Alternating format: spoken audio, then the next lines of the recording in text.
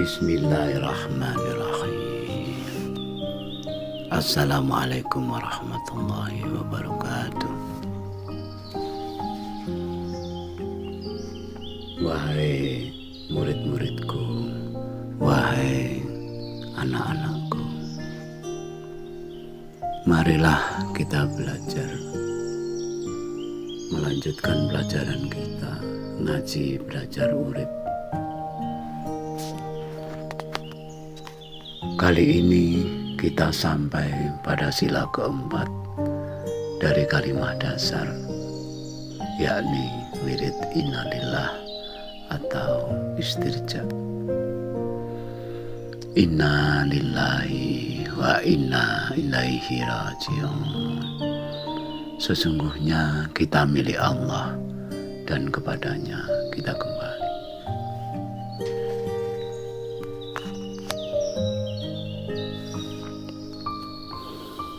Bagi kita yang tinggal di kampung-kampung, di desa-desa, kalimat istirja ini selalu dibaca terlebih dahulu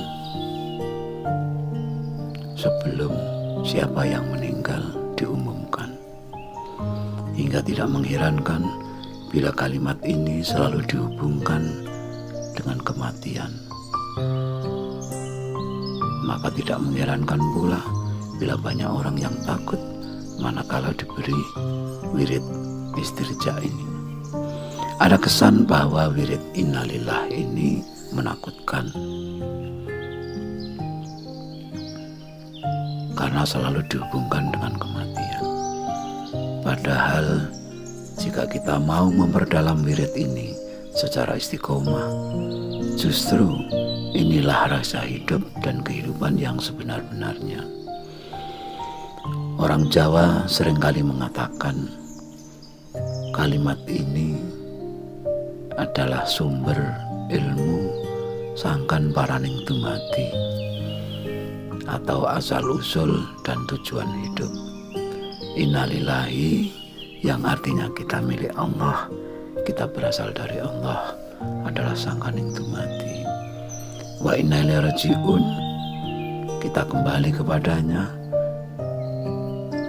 tujuan hidup adalah paraning dumadi. Inilah ilmu yang sejati, sejatining ilmu. Sebab pada hakikatnya ilmu adalah salah satu dari sifat wajib Allah Subhanahu wa taala di antara 20 sifat wajib. Artinya pada hakikatnya Allah lah pemilik segala ilmu, semua ilmu. Bila manusia memiliki sedikit ilmu, itu disebabkan kecipratan ilmunya Allah Subhanahu wa taala.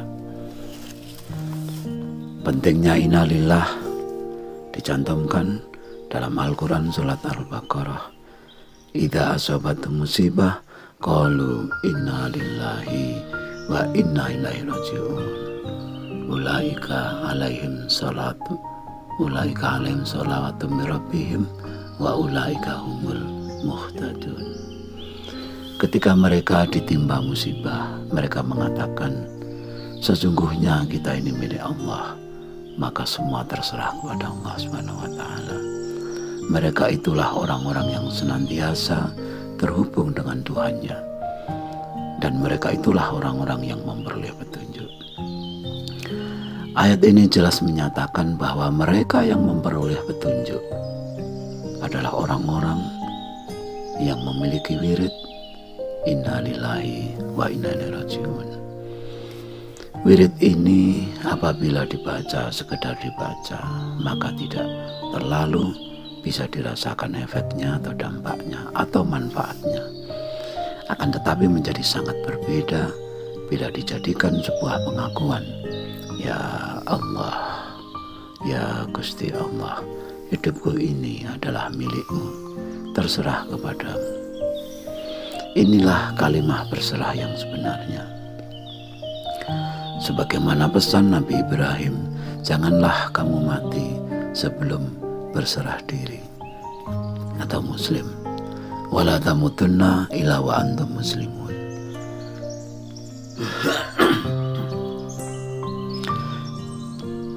Dengan demikian berarti rahasia Muslim itu ada pada kalimat istirja atau innalillah. Wahai murid-muridku, wahai anak-anakku, karena kita hidup di dunia, maka amatlah wajar bila kita ini duniawi atau keduniaan. Kita sering mengatakan ini rumahku, ini mobilku, ini sawahku, bahkan ini istriku, ini anakku. Namun kita sendiri sering lupa aku ini milik siapa. Al-Quran mengingatkan bahwa apa yang ada di langit dan apa yang ada di bumi seluruhnya adalah milik Allah Subhanahu wa taala.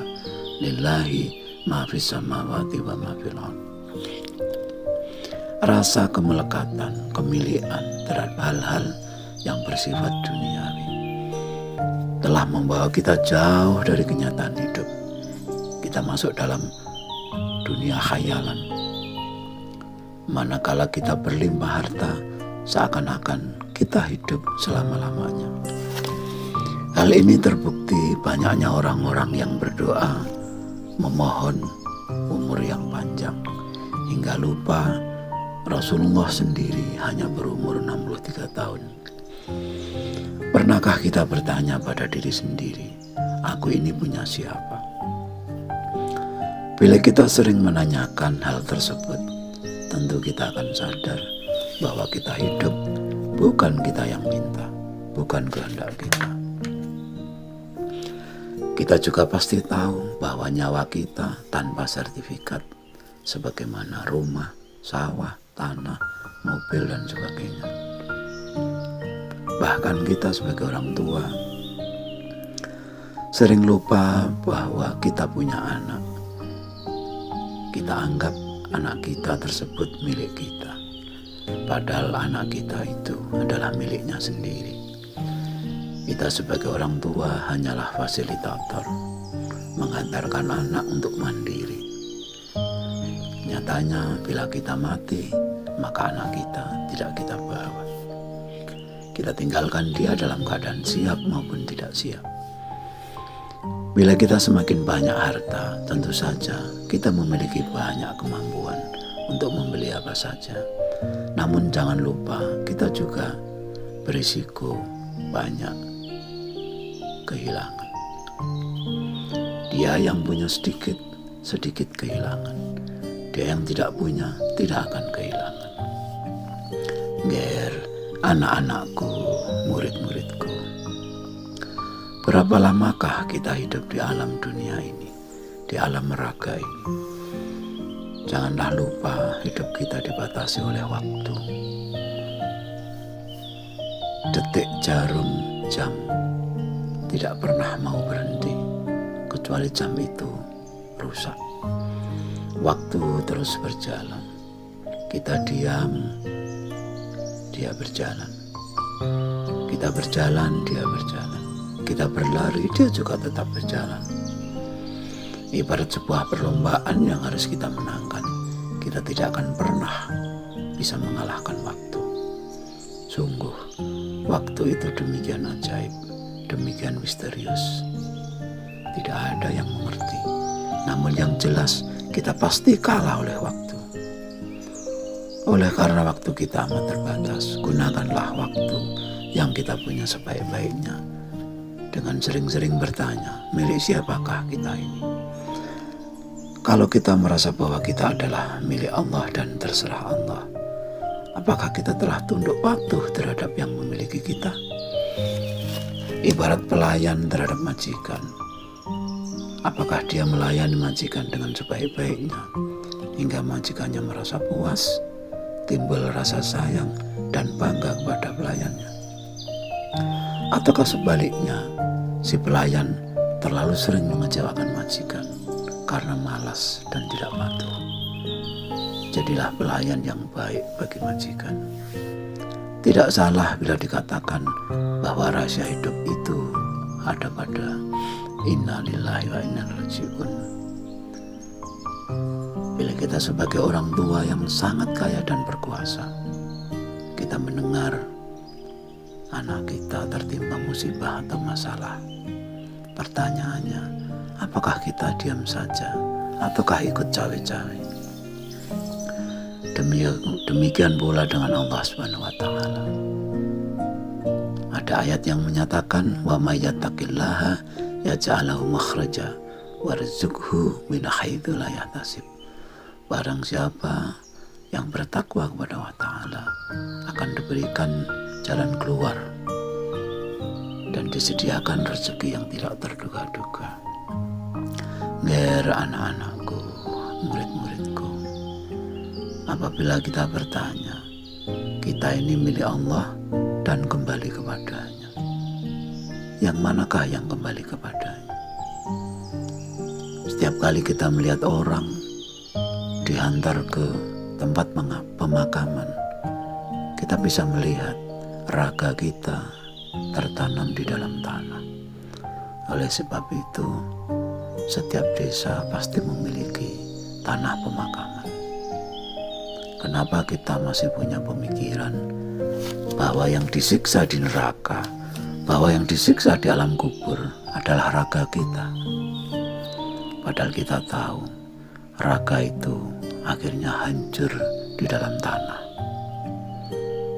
Jadi sekali lagi, marilah kita ingat-ingat, yang kembali kepadanya itu yang apanya.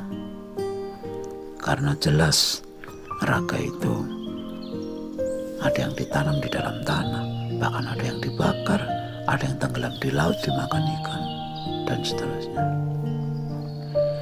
Kalau kita sudah menyadari bahwa yang berpulang adalah jiwa kita atau rohani kita, bagaimana kondisi ketika berpulang? Apakah dia sebersih ketika dia datang?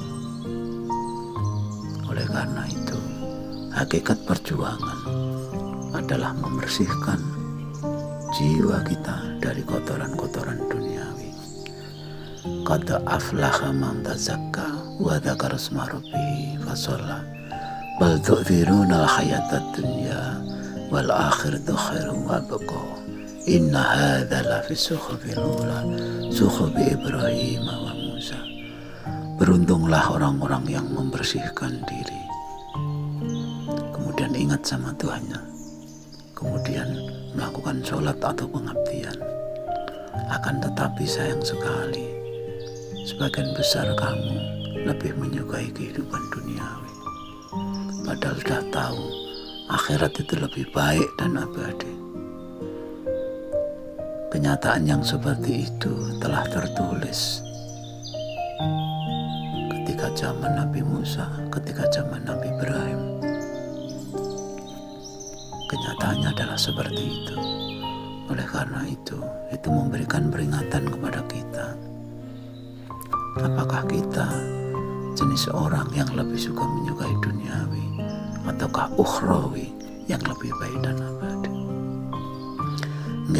Anak-anakku, murid-muridku, tanamkanlah wirid innalillah ini secara sungguh-sungguh dan istiqomah, dengan diniatkan sebagai pengakuan bahwa semua yang ada di langit dan bumi adalah miliknya, termasuk diri kita, hingga kita tidak akan pernah kehilangan jati diri abdi, dan kita akan terhindar dari hidup yang sia-sia di tengah keterbatasan waktu yang kita miliki.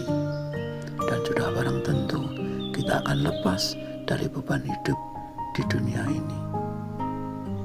Kita sadar bahwa kita tidak punya apa-apa, tiada apapun yang aku punya, sedangkan dialah pemilik segalanya.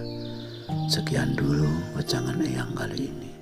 Kita sambung lain kali. Mohon maaf apabila banyak kekurangan. Semoga Allah Subhanahu wa taala memudahkan jalan pengabdian kita kepadanya. Amin. Amin. Amin. Ya Rabbal Alamin. Wassalamualaikum